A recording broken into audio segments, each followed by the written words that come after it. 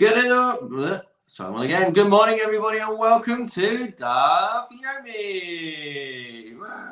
Oh gosh, the rapturous applause in my ear of everyone on Zoom is too much for me to handle. But it's wonderful to have you all on board today. Today we will be doing Daf Samach Daled of Maseches Pesachim, page 64, and as always, we never start on the right page. Let's take a little look first, I guess, on page 63 at the Mishnah that we have been dealing with, and then we can launch into page 64 as well. Okie dokie. So the Mishnah on yesterday's daf said as follows, towards the bottom of page 63, bottom of Samach Gimel, or bang in front of you if you're looking at the screen. Hashochet es ha-pesach al ha-chametz over b'lo taseh. If a person slaughters their korban pesach while they still have chametz in their possession, they are violating a negative prohibition in the Torah. Rabbi Yehuda Omer af hatamid, even one who slaughters the korban tamid, which was the daily offering, which was brought every single day, but the particular one that they're referring to is the tamid offering, the afternoon offering on Erev Pesach, when chametz is forbidden, and they still have chametz in their possession. And Rabbi Shimon Omer, ha-pesach ba'arba asa lishmo chayav. Rabbi Shimon says that if a person slaughters his korban pesach on the 14th of Nisan, which is the day of slaughtering your korban pesach, and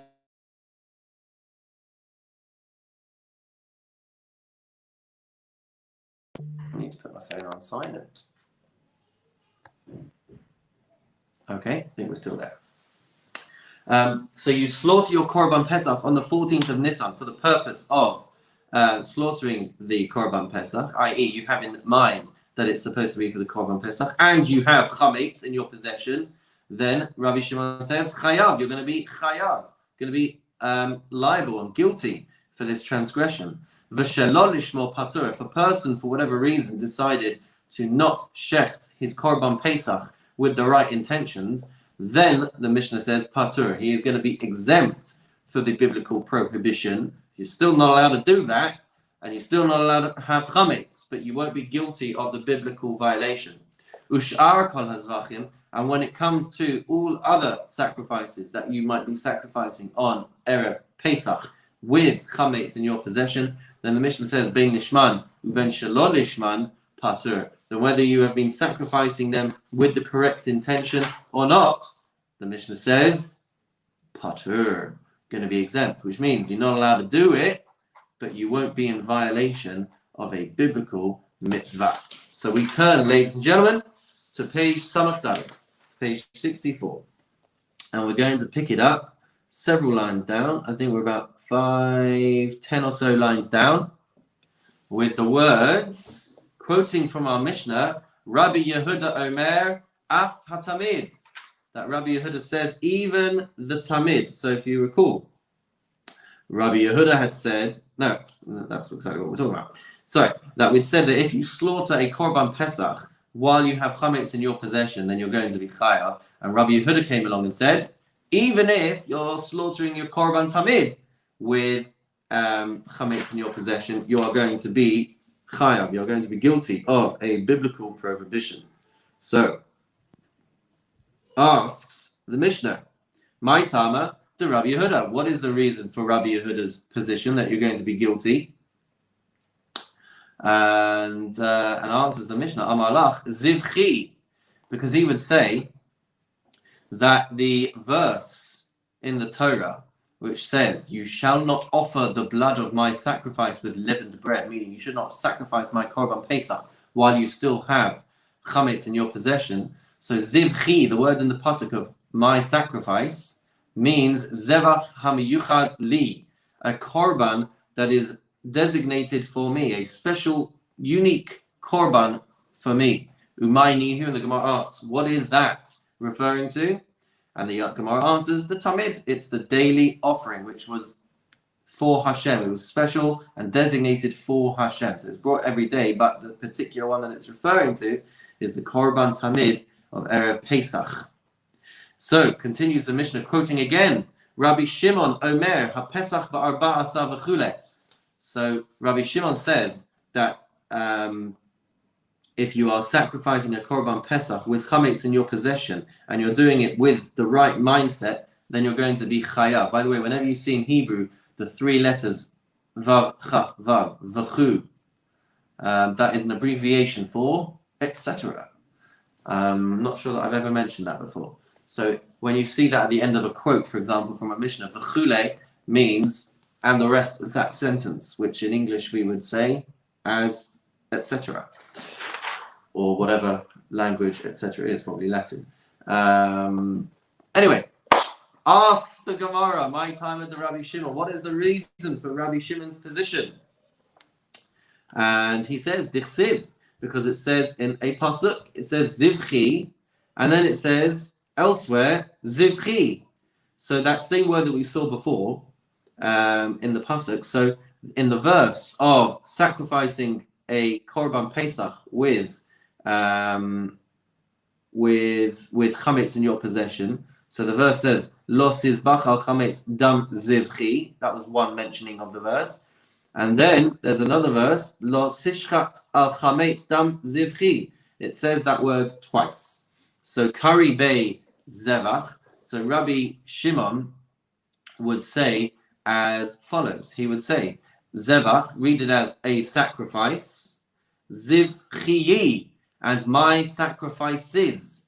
So that would indicate, according to him, that it means his Korban Pesach, and it means all other sacrifices as well. So asks the Gemara, Lamai Hilchasa, Plaginihu Rachmana Mehadade, Velo Kasav Ziv Zvachai. Sorry, I was reading that incorrectly. So he says, what is it trying to teach us when the Pasuk divides them, or the Torah divides them and has the word Zivchi twice? Why did it not say this word of Zvachai, which would imply a plural of my sacrifices? Lemeimar, to teach us that Bisman deika Zevach lo mechayev azavchai, that when there is a sacrifice, meaning when it is a time of the Korban Pesach, then you're not going to be guilty for all of the other sacrifices. Bisman deleika Zevach, at a time when there is no other sacrifices, i.e. during the festival of Pesach, then mechayev azivchai, then you are going to be liable for any of the other sacrifices that you slaughter with chametz in your possession. Yeah.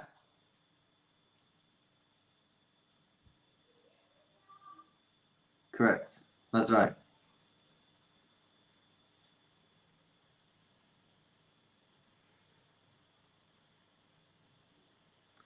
Can tshuva for having chametz in your possession? So there's kares for someone who eats it. There's spiritual excision for someone who eats it. I can't recall if there's kares for having it in your possession, but you're violating a biblical mitzvah. But is there teshuvah for someone who's eaten?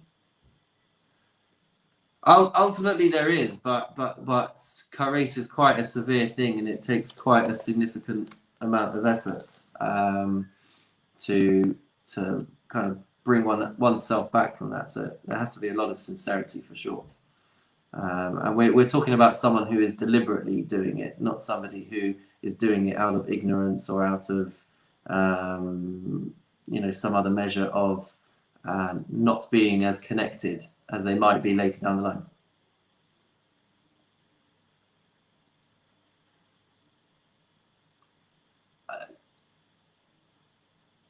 There's a strong chance that the level of intent that is required to get this punishment of kares is not being reached by people in our generation who just have a very weak Torah background. Yeah. we, as you said, we're not understanding the full impact of our mitzvah, and we're not understanding the full impact of our averot. So, in some way, there's an element of shogeg, of unintentional, for most people nowadays, because we really don't understand. But yeah, good question, and it's a shame that no one on the recording can hear it. But for some reason, my computer speaker is not working, so everyone's in my ear. That's proof, guys, that people actually do tune in. Okay, continues the Mishnah. Uva moed lishmo patur. So the Mishnah continued to say during the actual festival of Pesach, if a person sacrifices a korban Pesach as a korban Pesach, they are going to be patur for doing it with chametz in their possession. This is separate, of course, to the problems of having chametz in your possession. This is specifically about slaughtering a korban Pesach with chametz in your possession. And shelo lishmo chayav. And if you sacrificed a korban Pesach, but in your mind you were sacrificing it as a shlamim, as a peace offering, then you're going to be chayav. Then you're going to be guilty. Guilty. Says the Mishnah, Tama de shelo lishmo. The reason is because you have sacrificed it for a different purpose. You're not sacrificing it as a korban Pesach, and it's not even the right time for a korban Pesach. Hastama patur. But if you just had, you didn't have any specific intention, but you were taking an animal for a korban Pesach, then you are going to be patur, because you're still having in some kind of mind that it was supposed to be a korban Pesach. But the Gemara asks, Amai, why should this be the case? And the Gemara answers, Pesach b'shar yemos hashama shlamim have. The rest of the year, for every single day apart from Erev Pesach, if you were to take an animal as a korban Pesach, then it could still function as a shlamim. A korban Pesach is a type of shlamim, but we designated explicitly for the mitzvah of korban Pesach when it's the right time, when it's Erev Pesach. But the rest of the year, it could just be used as a shlamim. To which the Gemara says, Shmas mina Pesach b'shar yemos hashana by akira.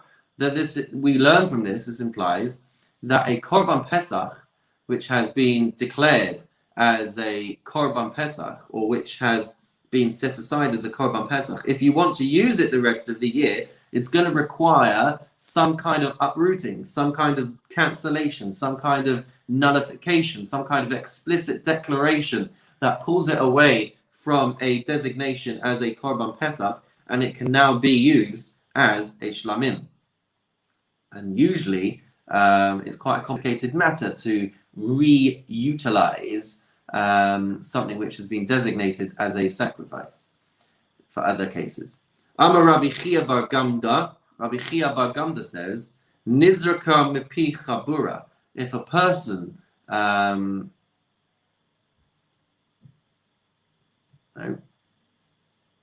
what does that mean?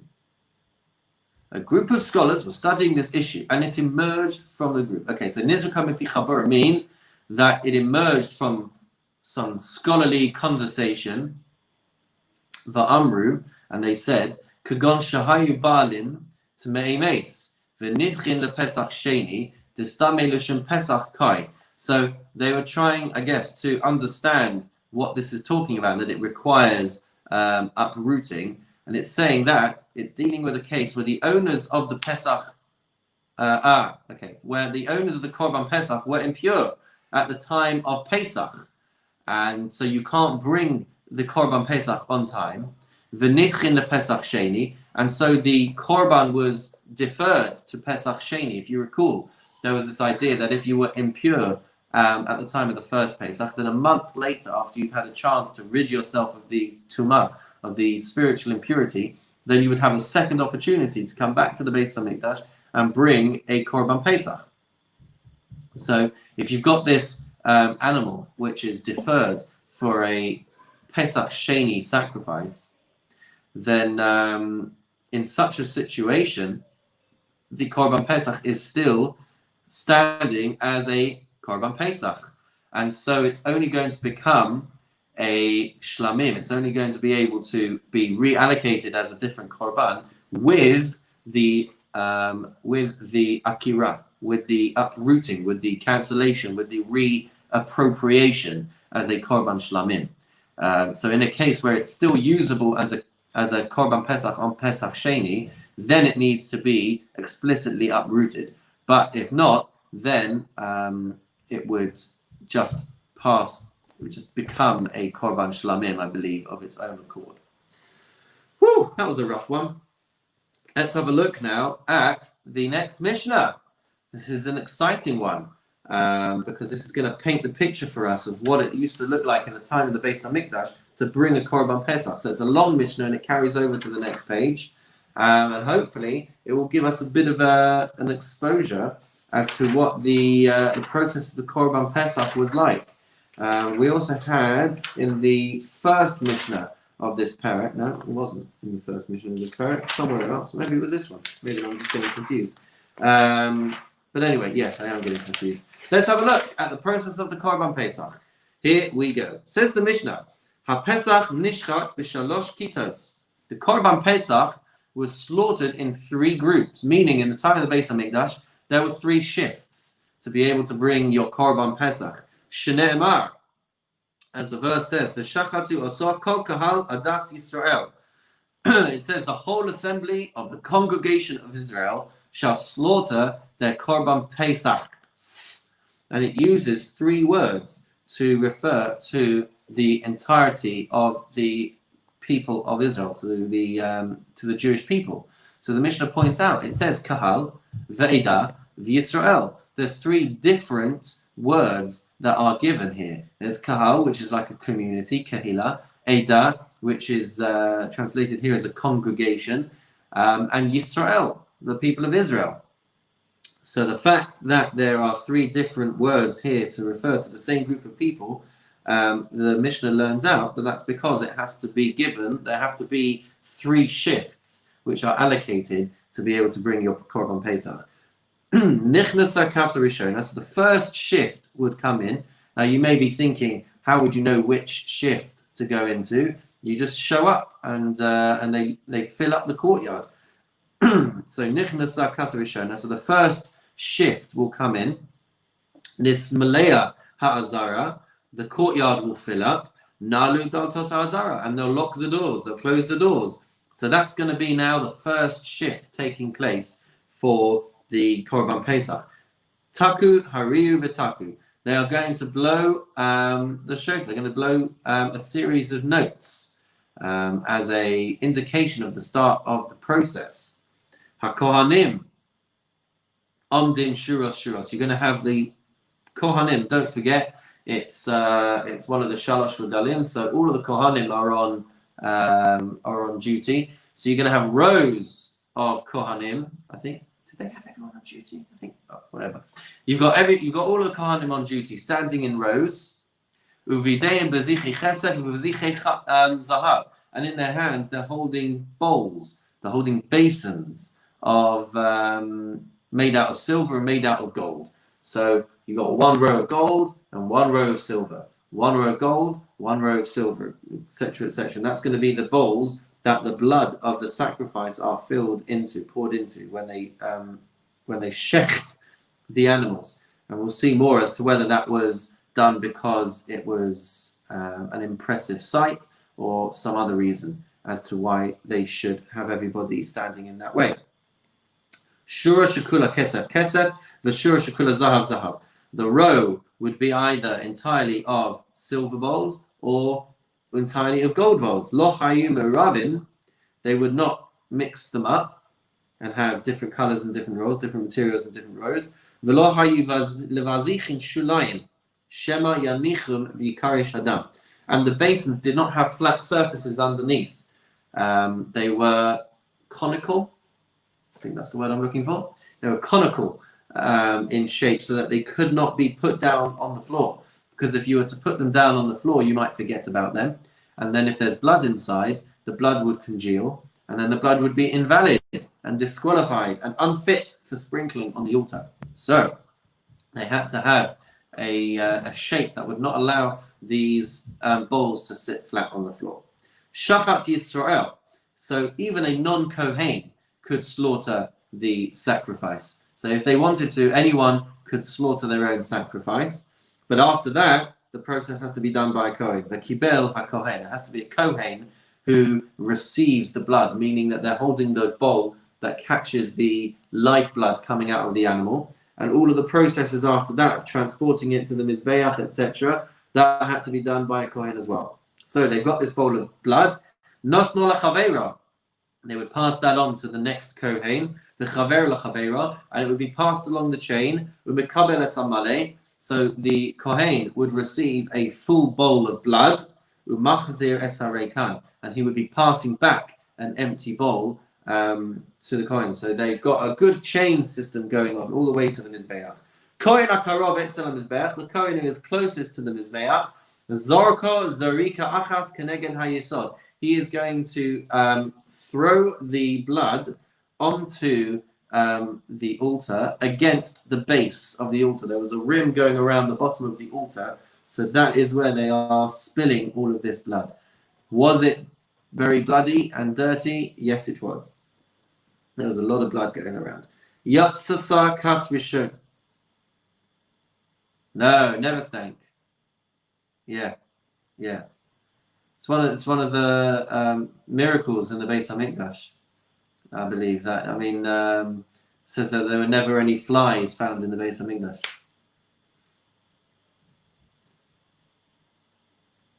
It's all coming, Yanir. Never fear. It's on its way. Don't spoil the surprise.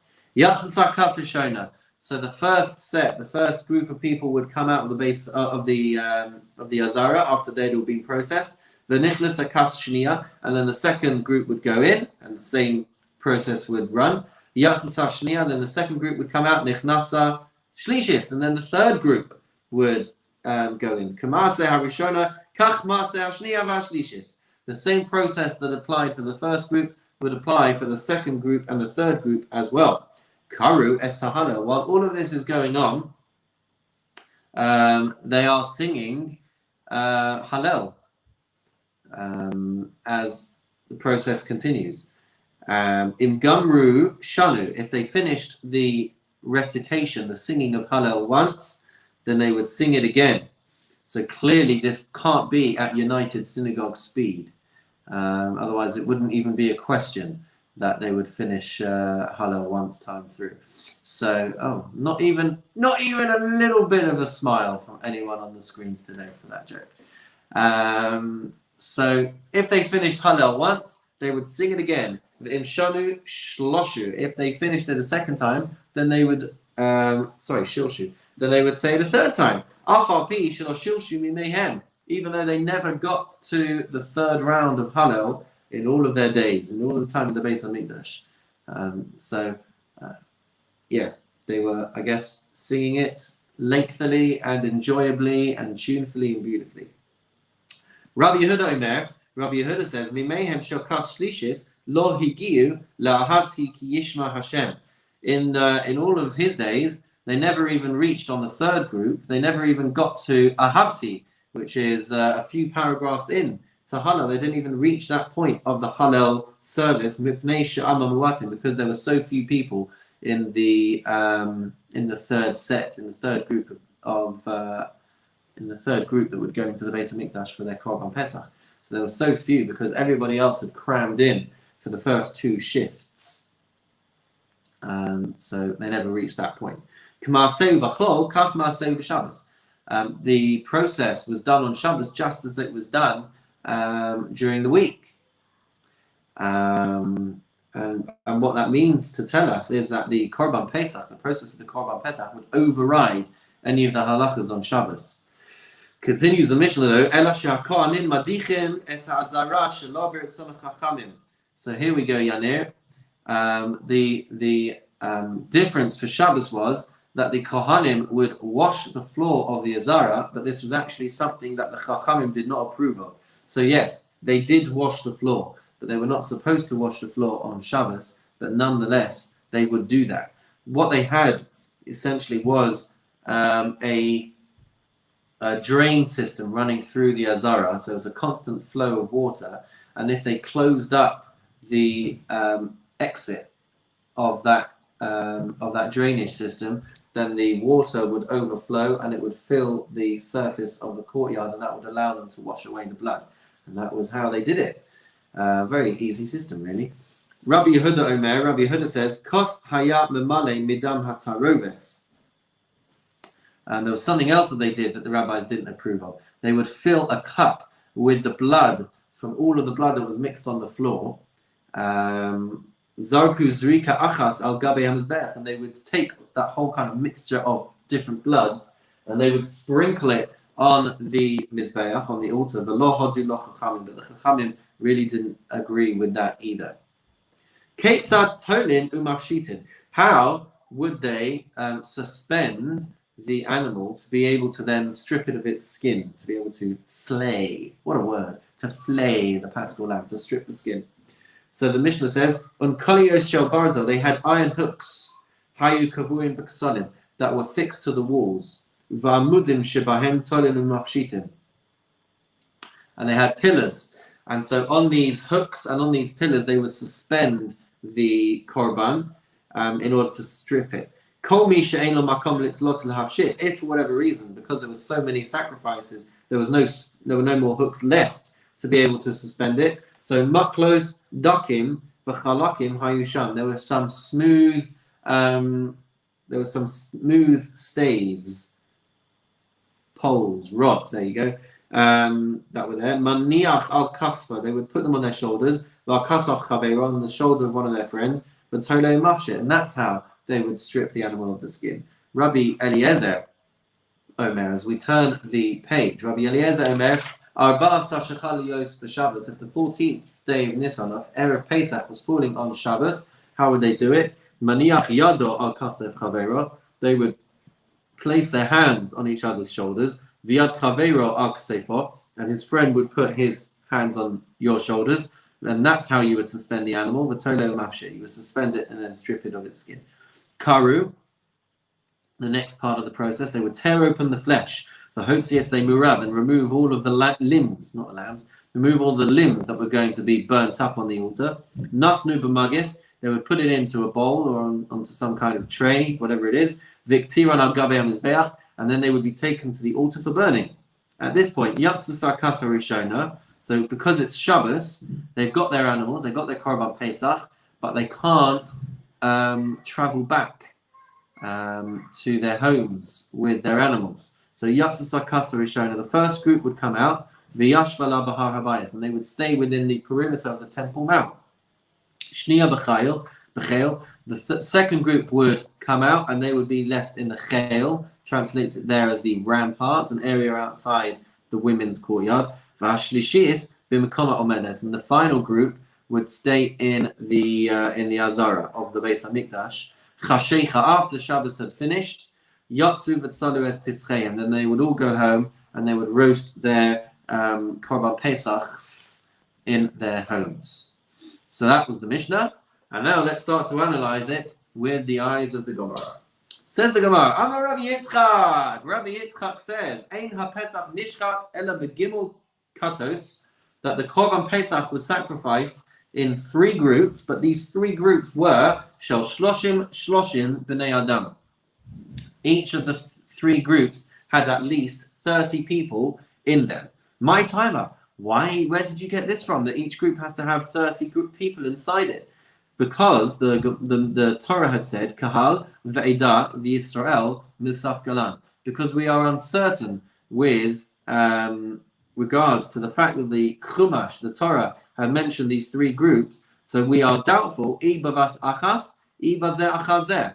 We are unsure as to whether this means that you need to have 3 groups of 10 people at the same time, or 3 groups of 10 people in one set, one after the other, so 13 each. Because, as we know, the minimum size of an Eidah or a Kehillah or whatever, minimum size is 10 people, a minyan. And so we're not sure, did we have to have a minimum of 10 people in each group, or did we have to have a minimum of 30 people correlating to Kahal Eidah v'Yisrael in each group?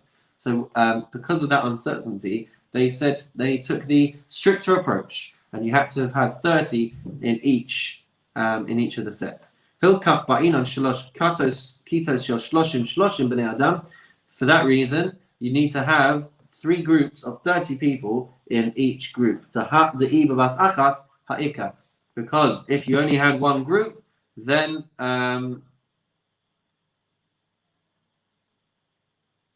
because if you only have one group, then you know you've had 30 people. And if you have one group coming in after another, you know that each of those groups have had at least 10 people because they've had 30. So the Gemara asks though, Hilkach, if that's the case, therefore, you should only need a minimum of 50 people. Because 30 would come in, va'avdi, and they would process their korban pesach. But then aili asara v'nafki asara, you could just change 10 people each time. Keep 30 people in place and just have 10 swap over, so that you've always got a new group. So you should only need 50 people. So I'm not sure that's ever really resolved, but it's an interesting question back, that you could suffice with 50 people and just swap a group of 10 each time. So now the Gemara picks up on the process that we were talking about, bringing in the first group. Those are our 3 letters again, etc. Itmar. It was stated, Abaye Amar, Abaye says, Ninalut nan. Abaye says that the Mishnah is telling us that the doors of the Beis HaMikdash miraculously closed and locked them in. Rava Amar, Rava teaches us, Noalin tanan. It teaches us that the people would close the door. So what was it? Was it a miracle, or was it done by people? My binayu, what's the difference between them? Ika binayu la mismach anisa, the question of whether you can rely on a miracle or not. Abaye Amar, Ninalu tanan. Abaye said it was miraculous. Kama da'aylu malu v'samchinan anisa, because he says that the Azara would be packed out, the number of people that could get in would get in, and then the doors would close as a miracle. Rava, and therefore they were relying on the miracle. Once Hashem thought that there were enough people, he would close the doors. Rava Amar, Rava says, no alintnan, the doors were closed by people. Velosam chinan anisa, and we do not rely on a miracle. Vahadetnan, and that which the Mishnah has said elsewhere.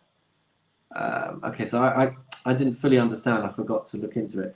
Vahadetnan, the Mishnah that we're about to quote now is referencing something that happened elsewhere in the Gemara with regards to Akavya ben Mahalal, who, as we can see from the screen, had a ban placed upon him for having spoken harshly about Shemaiah and Avtalyon. So Rabbi Yehuda said, in relation to that issue, Chas v'shalom she'Akavya ben Mahalalel nisnader. God forbid, should we say that Akavya ben Mahalal was given this public condemnation, and the reason for that is nisnader. Chas v'shalom she'Akavya ben Mahalal nisnader she'ein azara nin eles al kol adam b'Yisrael b'chachma u'v'yiras chet ka'Akavya ben Mahalal, because the temple courtyard would not close on any man who was as full of wisdom and as full of fear of sin as Akavya ben Mahalalel. So this, it would seem, anyone want to help me out?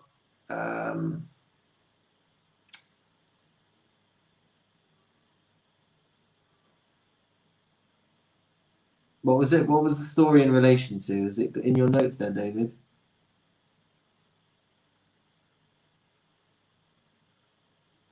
It was to do with Sota.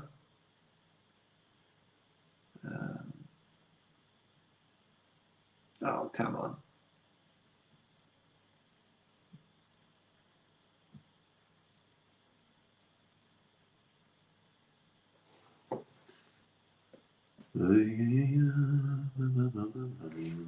Sorry, everyone. I'm just trying to remember why we're bringing in this thing about Akavya ben Mahalalel. He was supposedly publicly condemned for having done something. I think it was to do with an opinion on the issue of a woman accused of being a sota, of being accused of adultery. And then we're using this as some kind of proof that the courtyard doors would close.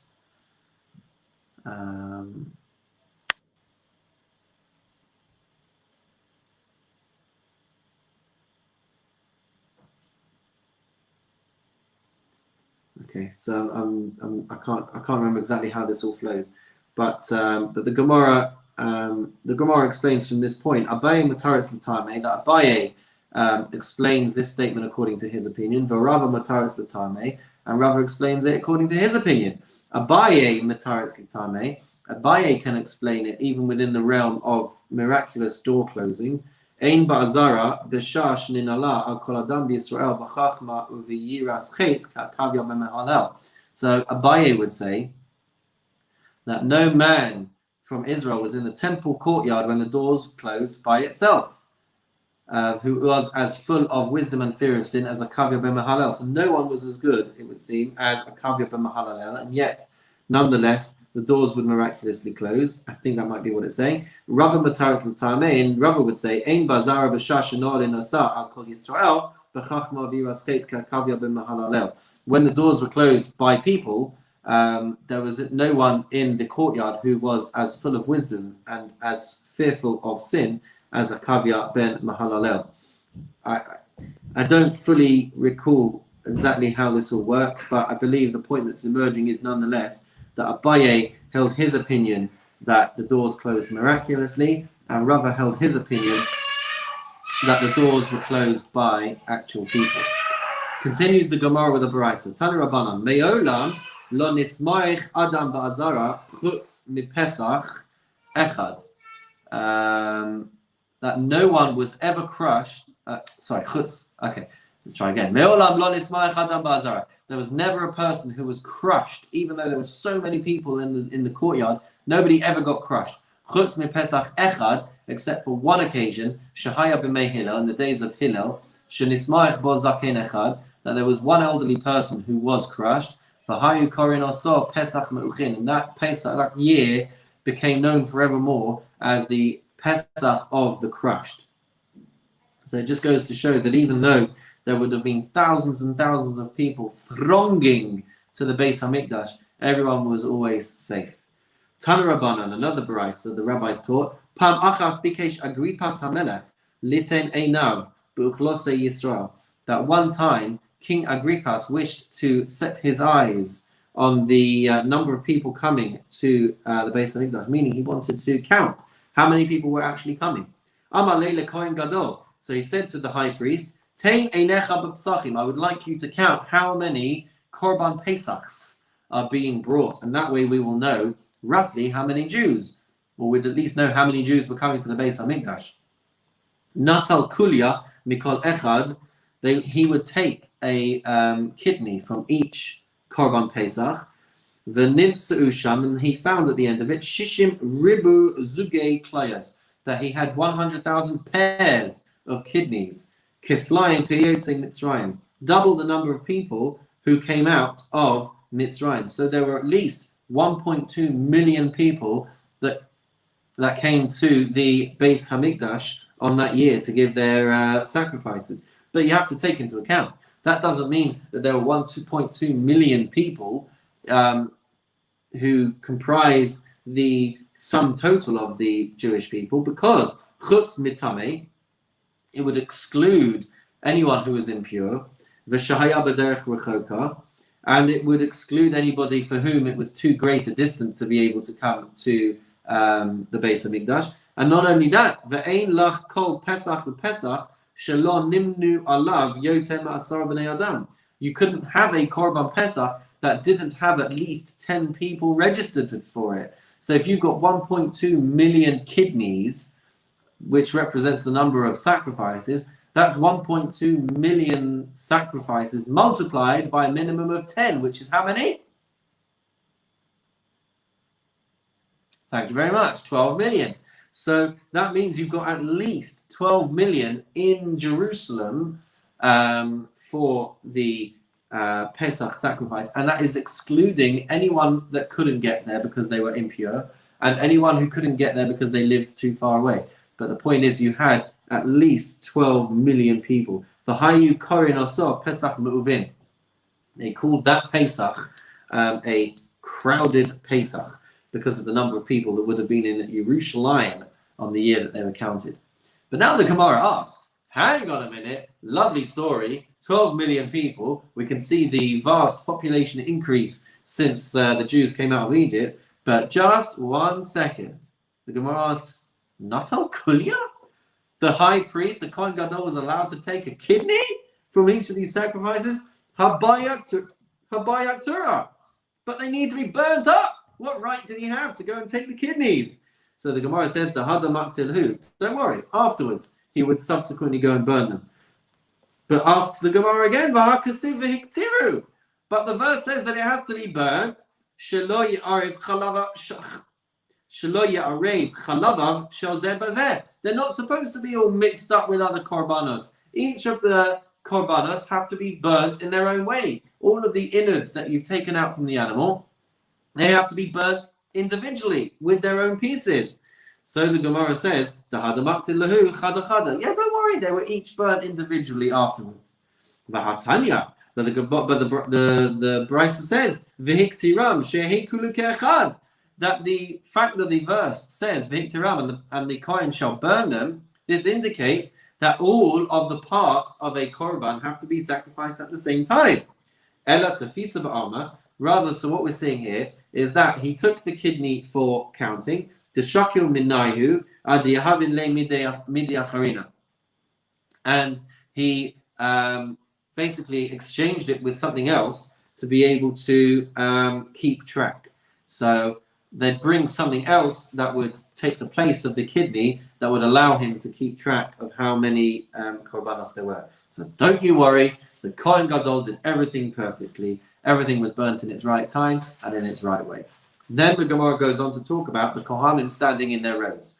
Kohanim omdim shuras v'chule. The Kohen stood in rows, etc. My time. What is the reason for this amazing display of gold rows and silver rows? What was the reason? If you want to say that the reason was to ensure that there wouldn't be any Kohanim who were taking a gold bowl and then afterwards taking a silver bowl, in which case we have a concern that you are going down. Oh, there's the snow. Then there's a concern that you're going down in importance, right? There's this concept that existed in the Beis Hamikdash that you could go up in how special the material was. So you could progress from silver to gold, but you couldn't go from gold to silver. So if you want to say that that was the concern as to why they had to have rows of gold and rows of silver, then what are we going to say?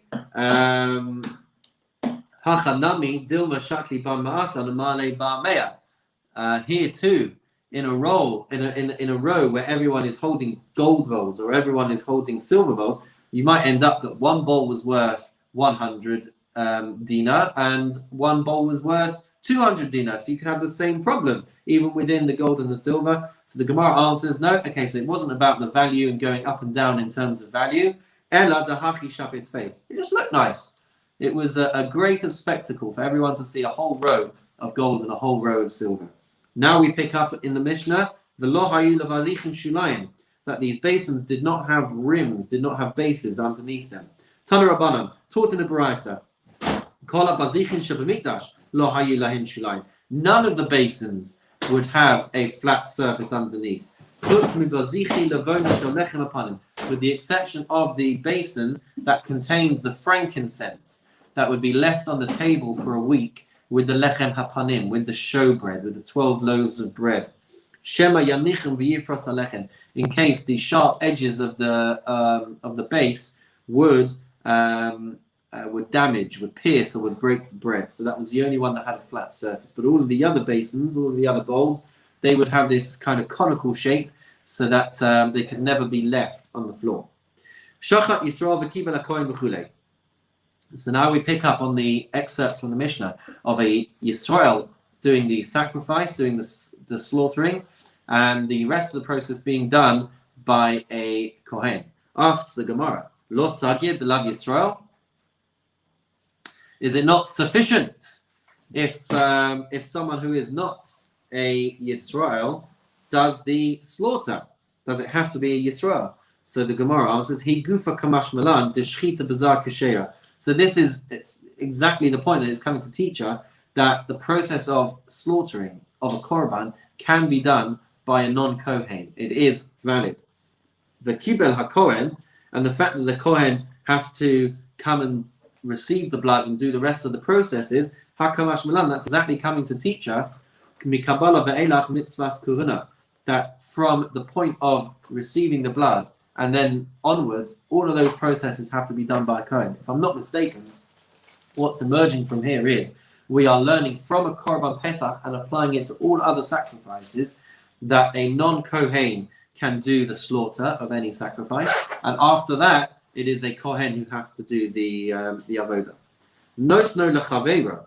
So we pick up on this fact that they would give it to pass it along the chain. Shmas mina holacha shelo baragel havei halacha. So this would imply that if you were to do holacha, which is one of the processes, the 4 processes, holacha is transporting the blood to the mizbeach. This implies you don't actually have to move, and it would still be called transporting.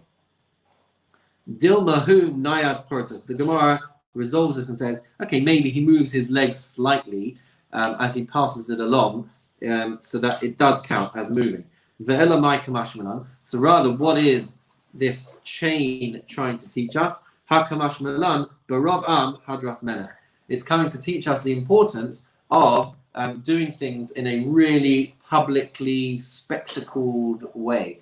That the glory of Hashem is enhanced and increased when we do these things involving large numbers of people. So yeah, they did move a little bit, they shuffled a little bit, but the point is more to explain to us just how amazing the spectacle would have been. Says the Mishnah, they would receive a full bowl and then they would pass back an empty bowl. Aval ifchalo, was the opposite never true?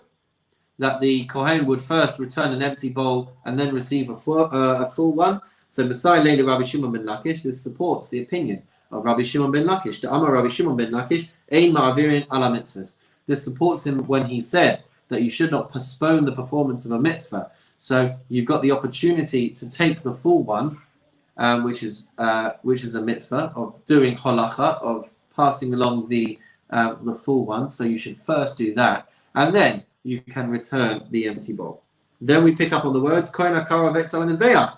The Kohen was nearest to the mizbeach, v'chule, etc. Man Tana Pesach bezrika. Who is the Tana who teaches that the blood of a korban Pesach requires sprinkling, throwing the blood onto the...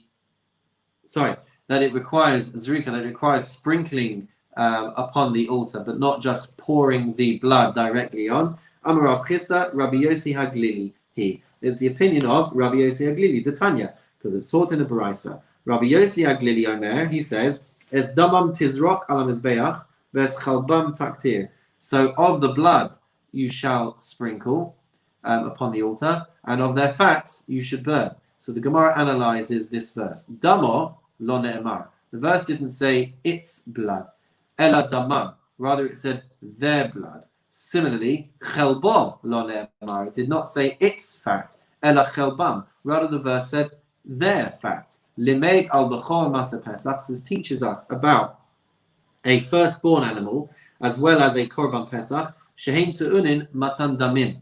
That they require placement of their blood, ve'emurin, and their fat, and as well as their limbs, legabe hamizbeach, and the limbs also require placing on the mizbeach.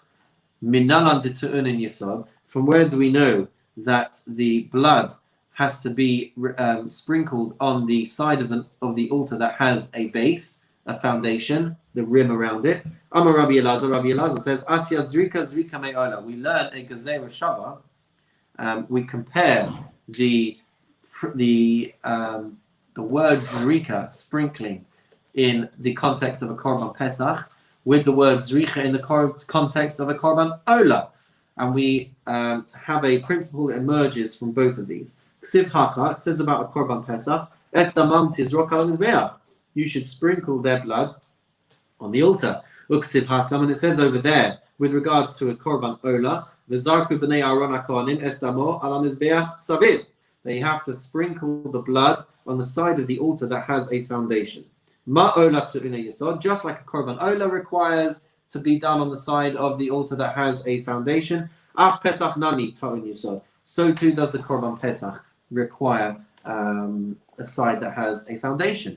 Asks the Gemara as we turn to the top of Samach Hey, top of 65, Va'ola gufa minalam. How do we even know that a korban ola has to be done on the side that has a foundation, that has a base? Amakra, because the verse said, El Yesod Mizbeach Ha'olah. Because the verse said, he shall pour all of the blood of the bull at the base of the altar of the Ola, of the burnt offering. So, Alma Ola Tu'una Yesod. So that's how the Gemara learns out that korban has to have a base as well when you sprinkle, and so too does the korban pesach. And that's all for today, ladies and gentlemen. That was quite a long stuff. You guys have got through it all amazingly. And stay tuned for the after party on Zoom. But for everyone watching on YouTube, we wish you a wonderful and